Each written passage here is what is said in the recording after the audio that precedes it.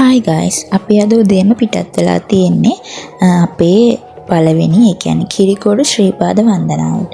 ඉතින් මම ඔයාලට ඒ ගැන වීඩියෝ එකක් තමයි මේකෙදි ගේන්න බලාපොරොත්තු වෙලා ඉන්නේ. ඉතින් අපි තෝරගත්තේ හැටන් මාර්ගයේ තමයි මේ වන්දනාවට යන්න. ඉතින් ඒ අතරේ පොඩි view points වගේ තිබ්බා. අපි ඒ වගේ පොඩ්ඩක් විතර කරලා මේදුමත් එක්ක ලස්සන වටපිටාවක් බලලා තමයි අපේ ගමන ආරම්භ කරේ. ඉතින් අපි ඊට පස්සේ ගියේ බුදුමැදුරත් එක්ක තියෙන සමන් දේවාලය ළඟට. ඉතින් එතනත් ලස්සන view point එකක් තියෙනවා. ඔයාලත් යනවා නම් අනිවාර්යෙන්ම මෙතන අතර වෙලා ටිකක් වෙලා ඉඳලා ලස්සන බලලා යන්න පුළුවන්. ඉතින් ඊට පස්සේ අපි කෙලින්ම ආයේ පාකින් ඒරියා එකට ඇවිල්ලා අපේ කෝඩු පැකට් එහෙමත් අරගෙන අපේ කෑම බීම කාලා අපි පටන් ගත්තා ශ්‍රීපාදේ වන්දනා කරන්න අපේ නඩේ කට්ටියත් එක්කම යන්න. ඉතින් අපේ නඩේත් එක්ක අපි යද්දී හවස 3:00 විතර පහ වුණා.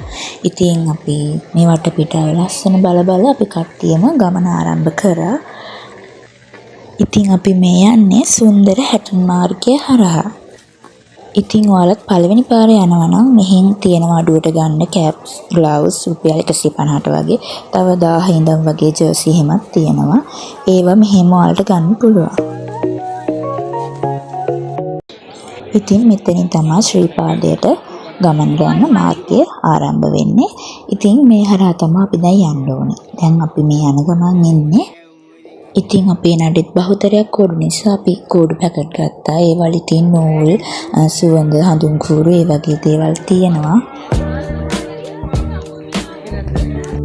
ශ්‍රීපාද ඇවිල්ලා තියෙන වාර ගාන අනුව මෙතනදී සීනුනාද කරලා ඉතින් අපි කට්ටිය හැමෝම ඇතුළට ආවා. මම නම් ඉතින් පළවෙනි පාර. ඉතින් මේ හරිය ඉතින් ලස්සන තැන් තියෙනවා බලන්න මේ ශ්‍රීපාද පාර. මෙතනින් ඇතුළට ඉතින් අපිට යන්න පුළුවන්. අපි කැමති පුණ්‍ය ආධාරයක් එහෙම තියෙනවා නම් ඒකත් කරලා තව අතේ පිරිත් නූලක් එහෙම ගැට ගහගෙන යන්නත් පුළුවන්. ඉතින් මේ හරිය මාර ලස්සනයි. හොඳ view points වගේක් තියෙනවා. ඉතින් ඒවත් බලාගෙන ඉතින් අපි අපේ ගමන ආරම්භ කරා.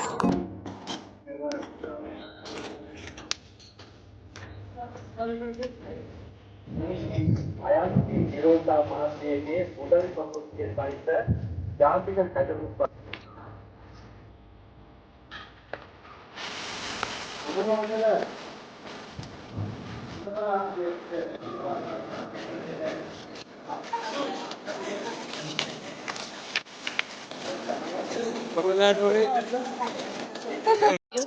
ඉතින් අපි මෙතන ඉස්සරහින් අතුල් වෙලා අපේ ගමන දිගින් දිගටම ආරම්භ කරා. මුලදී නම් ඉතින් එහෙම මහන්සියක් නම් තිබ්බේ නැහැ.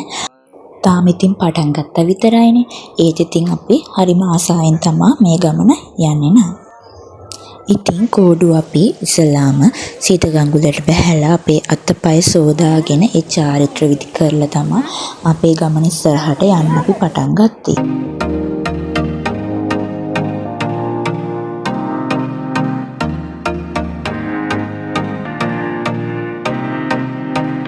දැන් නම් ඉතින් මහන්සිය දැනෙන්න පටන් අරන් තියෙන්නේ. ඉතින් අපි මෙහෙම යද්දී සමහරක් අය පූජා භාණ්ඩ එහෙමත් අරන් යනවා. ඉතින් ඇත්තටම මෙහෙම යනවා නම් ලොකු පිනක්. ඇත්තටම මේ පරිසරය මහා පුදුම නිදහස් නිස්කලංක හිත නිවන පරිසරයක්. ඉතින් අපි ඉස්සරහට යද්දී අපිට හම්බ වෙනවා ශ්‍රීපාද කන්දේ කියන අපිට පේනවා. මේ තියෙන්නේ හරි ලස්සනට පේනවා.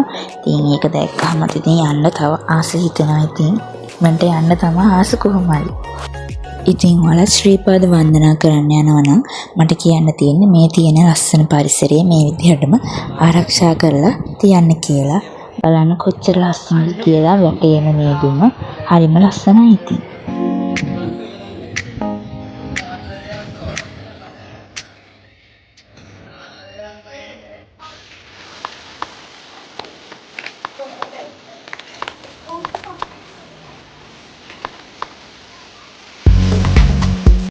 ඉතින් දැන් නම් ටික කරුවල වැටේගෙන ඉන්නේ. අපි දැන් ඉතින් උඩටම යන ගමන් ඉන්නේ. ඒ අතර ඉතින් පරිසරයත් මාර ලස්සනයි. වටේම මේදුමෙන් වැහිලා හරිම ලස්සනක් තියෙන. ඉතින් ඉන්න ආසීතන ලස්සන පරිසරයක්.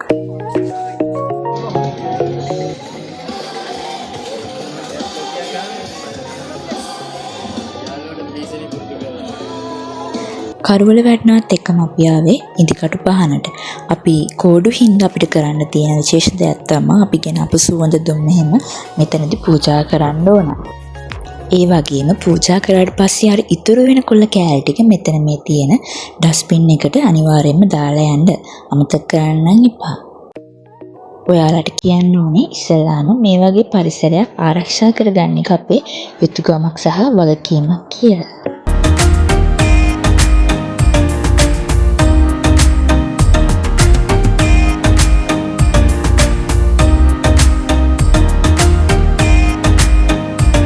බලා ගන්න පුළුවන්. ඒකත් ඉතින් හරිම ලස්සන දර්ශනයක්. ඊළඟට අපි කරේ අපේ අර කෝඩු පැකට් වල තිබ්බ සුදු නූලයි ඉදි කට්ටයි ඒවා අරගෙන අමුණලා මේ විදිහට දිගේ අරගෙන ගියපු එක තමයි. ඒක ඉතින් චාරිත්‍රයන්නේ. දැන් නම් ඉතින් හොඳටම මහන්සි. අපි ඉතින් උඩටම ගිහිල්ලා ඒ වීඩියෝ එකකින්ම ආයි හම්බෙමු. මේ තියෙන ඉතින් උඩමළුවේ අපි ගත්ත වීඩියෝස් ටිකක්. මෙතනින් එහානම් වීඩියෝ කරන්න බෑ. ඉතින් මෙතනින් අපේ ශ්‍රීපාද කරුණාව අවසන් කරන්න යන්නේ. ඊළඟ වීඩියෝ එකකින් හම්බෙමු.